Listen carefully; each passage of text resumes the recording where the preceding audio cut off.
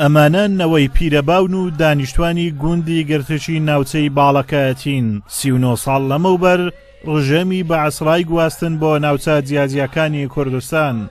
گوندەکەیان تەخت کرا و لە ئێستاش داوا دەکەن حکوومەتی هەرێم ئاوڕیان لێ بداتەوە. دیارە لە 22 هەفتی 1970 ئەم گوندەکە گوندی گرتەکە لەلایەن ڕژێمی دیکتاتۆری عێراق کاتی خۆی لەم ڕۆژەدا ڕاگواستراوەتەوە بە زۆرەملێ و دیارە زوڵم و ستەم ئەگەر بێت و فترەیەکیش بڕوا و زەمەنێکی بەسەردا پێپەڕێ، بەڵام کاتێک کە واستور ئەبێ بێگومان ناتوانرێ بەڵکو هەموو شتێک لە زراوی ئەپسێ، بەڵام زوڵم و ستەم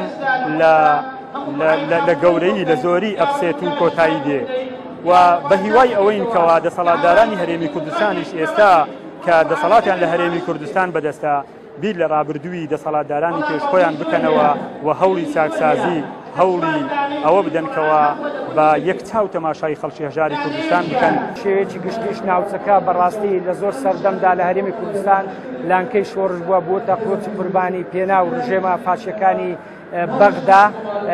ئەم مەراسیمەمان لێرە ئەنجامدا بۆیە داواکارین کە بەڕاستی ئەم ڕۆژەکە خاوەن حکوومەتی کۆماڵین حکوومەتی هەرێمی کوردستانین زۆر بەجددی ئاور لە هەموو ناوچە منکوب و وێرانەکانی هەرێمی کوردستان بداتەوە بە تایبەتیش لە مەنتیقەی باڵەکایەتی. دەساڵی هەفتاوهەشت بەجای میستەردام گوندی گرتی هەرگرت شێژورەی تێنەهێت شێژورەی تێنەهێت خامی هەموو شۆتاندن خامی هەموو ئەنفارکردن. نەوەکانی پیرەباو کەوا زۆربەیان لە شارەکانی تری کوردستان دەژین دوای ڕاگواستنیان لە گوندی گرتک نەگەڕاونەتەوە زێدی خۆیان. ئەمڕۆ بە مەبەستی یادکردنەوەی ئەو ڕۆژە و دووبارە پتەوکردنەوەی پەیوەندیە خزمەتیەکان و بە یەکگەیشتنەوەیان هەمویان لە گوندی گرتک کۆبوونەوە بۆ ئەم مەبەستە چەندین وتار و هۆنراوە پێشکەش کران. خوای پەروەردیگار لە قورئانی پیرۆز دەفەرمێ وەیەتەساءەلوونە بیه والئەرحام، یعنی خوای پەروەردیگار ڕۆژی قیامەت پرسیار لەو کەسانە دەکا کە سیلەی ڕحم کە سیلەی خزمایەتی دەپچڕێنن. سیلەی خزمایەتی هاتوچۆکردنی خزمایەتی لە ئیسلاما گرنگجێکی زۆر زۆری پێدراوە. کۆبوونەوانە خۆشەویستی و برایەتی و خزمایەتیمان زیاتر لە ناو پەیدا ببیتن کەوا بەڕاستی ئەوڕۆ خەڵک زۆر لە یەکتری دەتوانین بڵێن لێک بە دوور کەوتیتەوە ڕوح و بەسەی کەم بووە.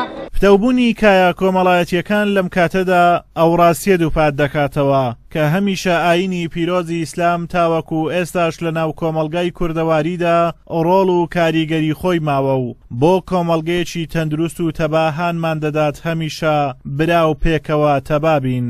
گوندی گرتک سەر بە ناحیەی سمیلان و قەزای چۆمانە لە پارێزگای هەولێر 136 کیلۆمەتر لە شاری هەولێر دوورە و دەکەوێتە بەشی ڕۆژئاوای لووتکە چیای هەڵگۆر کە بەرزترین چیای عێراق و هەرێمی کوردستانە. ئازادۆمەراوەی کەناڵی ئاسمانی پەیام گوندی گرتک لە دەڤەری باڵەکایەتی.